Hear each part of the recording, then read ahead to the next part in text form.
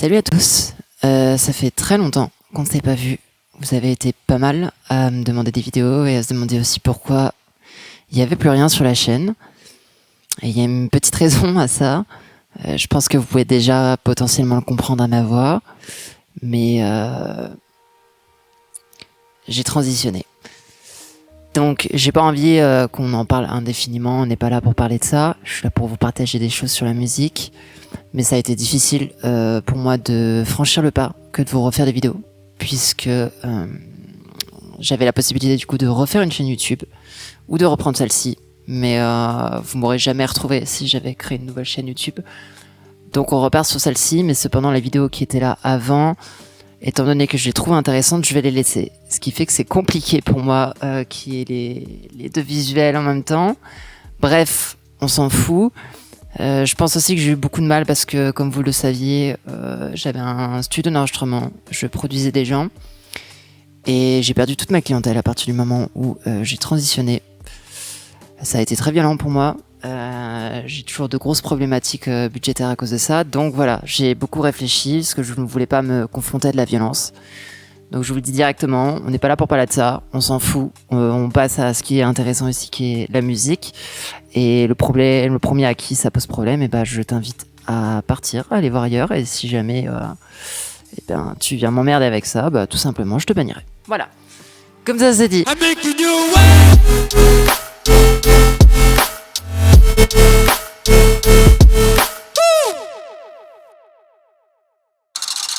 Bon bref, sinon, on est là pour des choses intéressantes. Dans la dernière vidéo que je vous ai faite sur le bon mix, je vous ai parlé des différentes dimensions qui existaient et des visualiseurs qui permettent justement de visualiser entre guillemets ces différentes dimensions entre guillemets.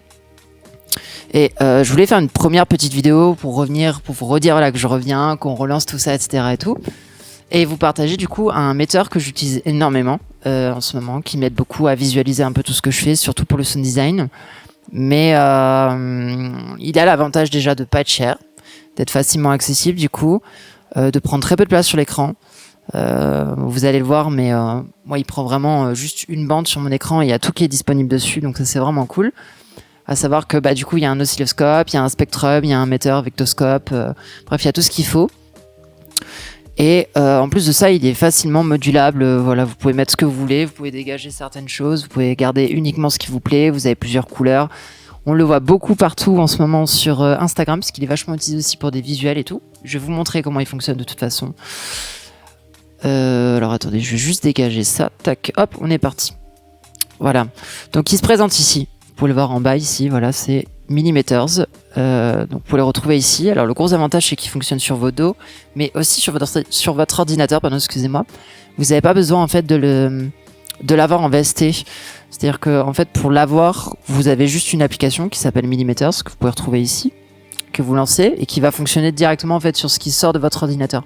Donc c'est utilisable sur Internet, sur Spotify, sur SoundCloud, enfin bref, tout ce que vous utilisez, vous pourrez l'utiliser dessus en fait, ce qui vous permet de pouvoir visualiser beaucoup plus facilement aussi des mix références, ce genre de choses, et de pouvoir faire justement le comparatif avec votre musique en fait, tout simplement.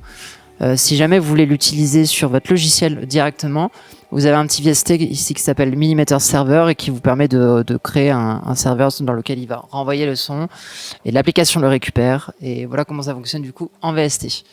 Bref. Donc vous voyez, il est juste là, donc je peux le redimensionner un peu comme je veux. Donc c'est aussi un de ses gros avantages, c'est que vous pouvez le positionner où vous voulez. Alors je crois qu'il faut que je fasse ça, voilà, pour le repositionner. Vous avez les settings ici, alors vous pouvez le laisser en premier plan ou non, pin to top ou unpin to top pour qu'il reste en premier plan en fait sur votre écran. Donc ça aussi c'est vachement cool. Vous avez ici les settings. Donc dans les settings vous avez plusieurs choses. Vous avez des settings sur le spectrum, le waveform, le pic et l'UFS, le stéréomètre, l'oscilloscope, le spectrum, bref. Vous pouvez garder ce que vous voulez. Vous pouvez dégager des choses, enfin vous gardez tout ce que vous voulez. En fait, vous avez tout ça ici. Vous voyez, vous pouvez facilement enlever des modules et les remettre. Donc moi, je garde tout parce que je trouve que tout est intéressant. Vous avez ici des thèmes. Alors moi, j'ai une ancienne version. Je sais qu'il y a eu Je sais qu'il y a eu des upgrades depuis que j'ai pas mis à jour parce que j'ai la flemme. Mais voilà, vous avez des upgrades, donc peut-être qu'il y a des choses qui ont été modifiées et qui sont plus faciles, peut-être d'autres thèmes, je ne sais pas. Bref, donc ça c'est vachement cool. Vous avez quand même plein de couleurs. Vous avez les plugins buffer size, vous avez les FPS limit. Moi je suis à 60, vous pouvez largement descendre parce que ça consomme quand même un petit peu en termes de graphique. Mais ça va, sincèrement. Et vous avez ici l'audio device. Donc quand vous voulez que le metering prenne en considération du coup la sortie de votre ordinateur directement, vous choisissez du coup le défaut output. Et si jamais vous voulez l'utiliser en VST, il faut bien venir ici sélectionner le millimeters. Donc hop, à partir du moment, ah oui si, j'ai oublié, il y a ça aussi, vous pouvez sortir n'importe quel module, vous pouvez venir ensuite bouger, redimensionner, bref, c'est vraiment quelque chose qui est très cool. Vous pouvez venir le fermer ici, normalement il se remet automatiquement. Donc je vais vous montrer à quoi ça ressemble dès que vous êtes en action avec. Alors là je sais pas pourquoi mais il plante, il veut pas me... Bon, attendez, excusez-moi, je vais le relancer.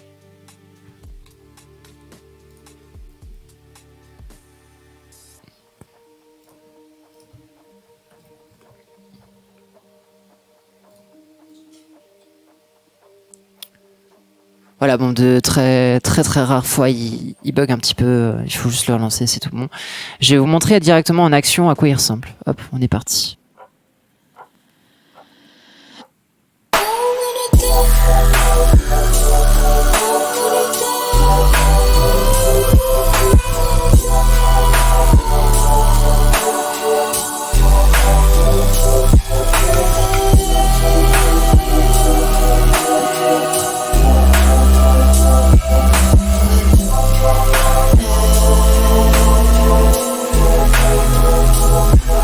Alors vous avez vraiment l'avantage avec lui d'avoir en fait tout qui est disponible et tout est paramétrable. En fait, vous avez ici par exemple le spectrogramme, vous pouvez le mettre en vertical, en horizontal, qui va vous permettre vraiment de voir l'évolution en fait de vos fréquences sur la durée ainsi que leur intensité.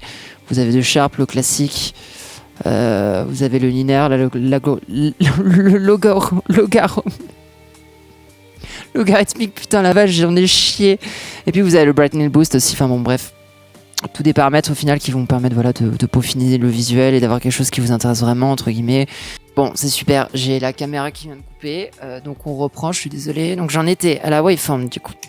Donc la waveform, vous avez plusieurs choses. Vous pouvez soit avoir en mono, moi ce que je préfère en mono, soit avoir en stéréo, donc le channel 1 et le channel 2. En channel 1, du coup, vous pouvez regarder la droite, la gauche, le mid, le side.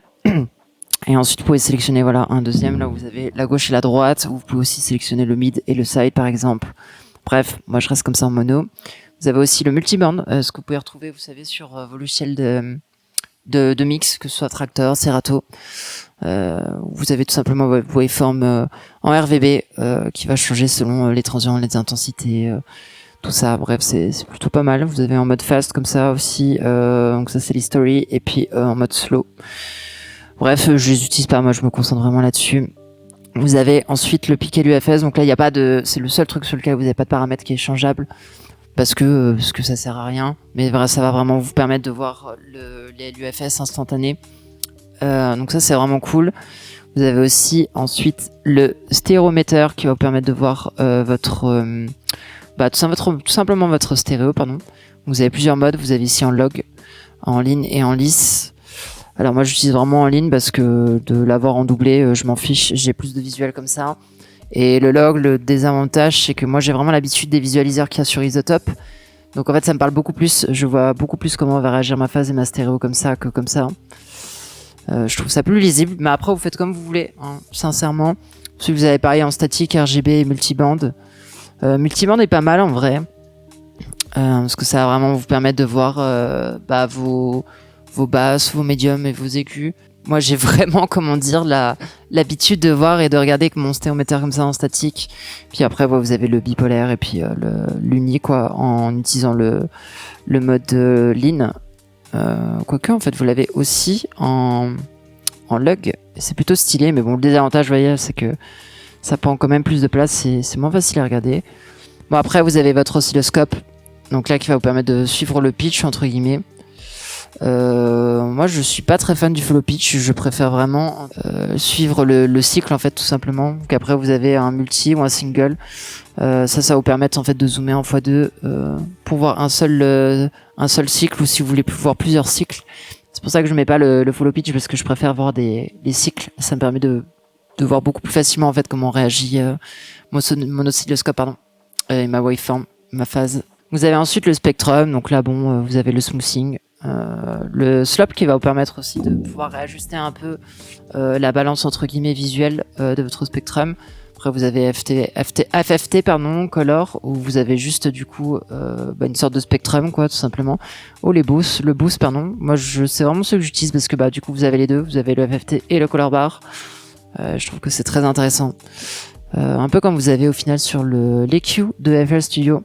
Sauf que là, du coup, vous l'avez en continu sur votre master. Ou non, au final, parce que votre petit plugin, là, vous n'êtes pas obligé de le mettre sur le master, vous le mettez où vous voulez.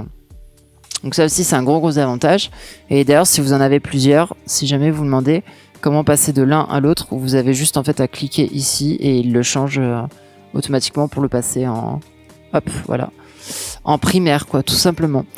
Puis après, c'est tout des paramètres tout bêtes, si vous voulez activer ou désactiver des choses. Voilà, écoutez, je pense que c'est tout pour ce petit metteur. Je vais vous mettre du coup en description le lien pour aller le télécharger, qui coûte pas très cher, je sais plus combien il coûte, mais il coûte vraiment pas très cher. C'est quelque chose que je vous conseille vraiment, parce que ça va vous permettre en tout cas de visualiser continuellement ce que vous faites, de comprendre certaines choses, de comprendre davantage la compression, l'EQ, la stéréo, tout ce qui va toucher au sound design, etc. Ça vous permet vraiment d'avoir un visuel. Si vous débutez, ça peut être pas mal. Alors, il faut pas se fixer pleinement sur les chiffres, les visuels, etc. Et c'est aussi pour ça que j'aime bien le metteur, parce que le metteur, en réalité, vous permet d'avoir un visuel rapide, global, sur un peu tous ces éléments, mais il va pas vous donner en fait de points clés, genre une fréquence spécifique, un machin, bidule truc. Bref, toutes des choses qui peuvent vous freiner, mais on reviendra là-dessus, je vous ferai une vidéo là-dessus. Le plus important, ça reste aux oreilles, mais ça peut vous permettre du coup de visualiser, d'avoir un visuel sur ce que vous entendez. Mais le but, c'est de vous focus malgré tout sur vos oreilles. Voilà, donc petite vidéo, j'espère que ça vous plaira. C'était une petite vidéo pour vous dire que je reviens. N'hésitez pas à me dire quel sujet vous aimeriez qu'on voit ensemble. J'ai pas mal de sujets qui pourraient être intéressants. J'aimerais bien développer davantage la vidéo que j'avais fait sur le mix, vraiment revenir sur chaque point et le pousser davantage. Je vous avais dit aussi que je vous parlerais de la phase, donc je vais vous faire une vidéo sur la phase parce que c'est extrêmement important. J'aimerais bien aussi faire des vidéos plus poussées sur le sound design, parce que du coup je fais de la production, je produis de la drum and bass principalement, qui est un style de musique qui demande beaucoup de sound design, beaucoup de connaissances sur certains points. J'ai beaucoup de choses à dire là-dessus. Par contre, ce sera beaucoup moins pour des initiés, mais je pense que je vais quand même en faire. Si jamais ça vous intéresse, j'ai un Patreon sur lequel je pousse un peu plus les choses. Je vous mets le Patreon en lien. Et autre chose aussi, sachez que je suis très actif sur Instagram. Donc si jamais vous voulez un peu plus régulièrement des nouvelles de moi ou voir que je produis, n'hésitez pas à venir me follow sur mon Instagram, que je vous mets aussi en description. Voilà, je vous dis à bientôt, à la prochaine et portez-vous bien. Ciao.